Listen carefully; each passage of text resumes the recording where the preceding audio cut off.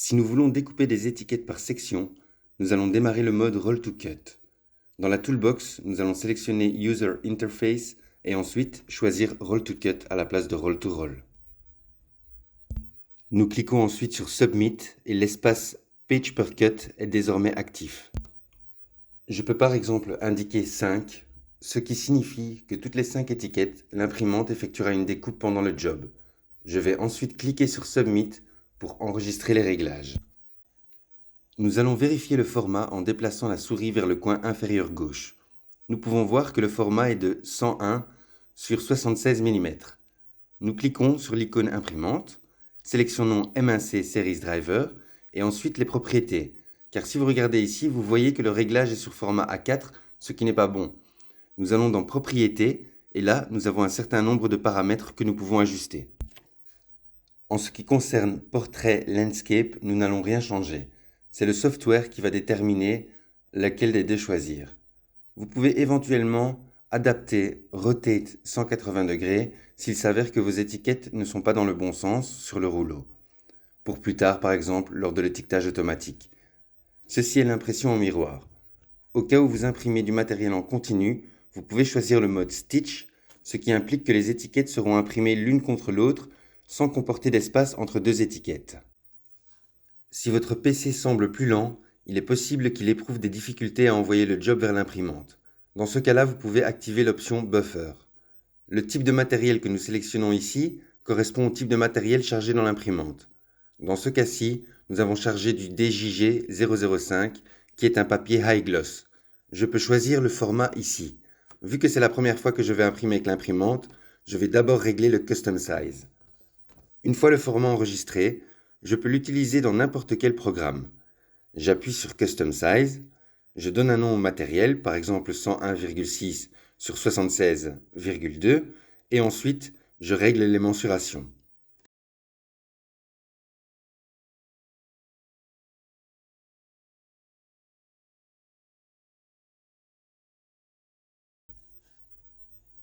Width correspond à la largeur de l'étiquette et Height correspond avec la largeur du rouleau, 101,6 sur 76,2. J'appuie ensuite sur OK. À partir de maintenant, elle sera affichée dans la liste.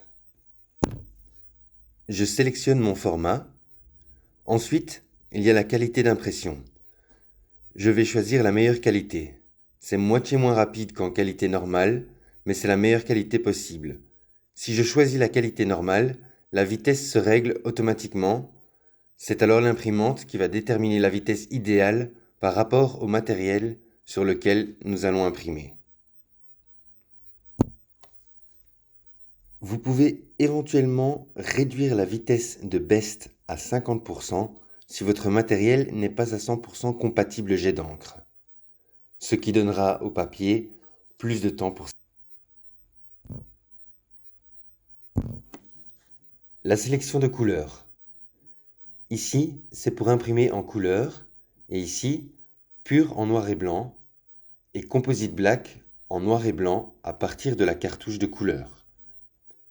Prenez en compte le fait que si vous choisissez Composite Black ou Black Only, il est préférable de choisir l'un des profils standards que vous trouverez dans cette liste-ci.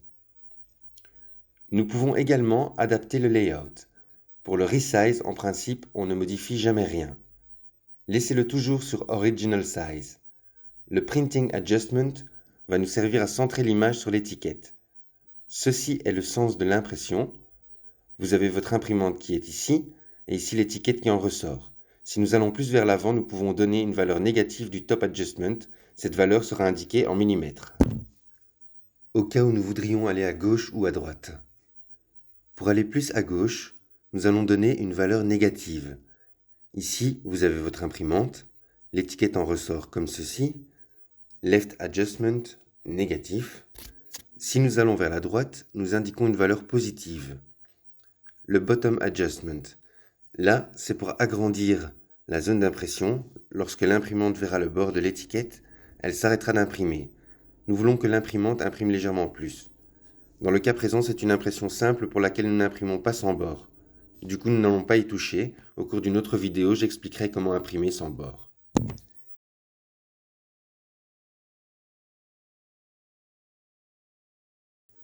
Onglet suivant, Color. Ici, nous pouvons adapter les couleurs à notre convenance. Nous pourrons importer et exporter toutes les tailles que nous créons vers un autre driver d'imprimante sur un autre ordinateur.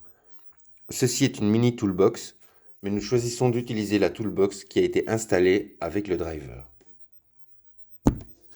Tous les réglages sont faits, j'appuie sur OK, il ne me reste plus qu'à imprimer le current page. Il y a 23 pages dans mon PDF, je veux imprimer uniquement la première, et ensuite le nombre de copies, par exemple 100 exemplaires. J'appuie ensuite sur Print, je vais jeter un coup d'œil dans la toolbox pour m'assurer qu'elle reçoit les données.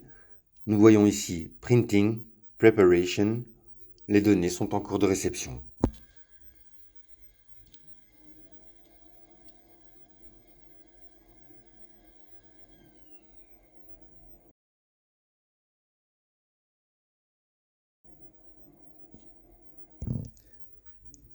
Voici la première série de 5 étiquettes.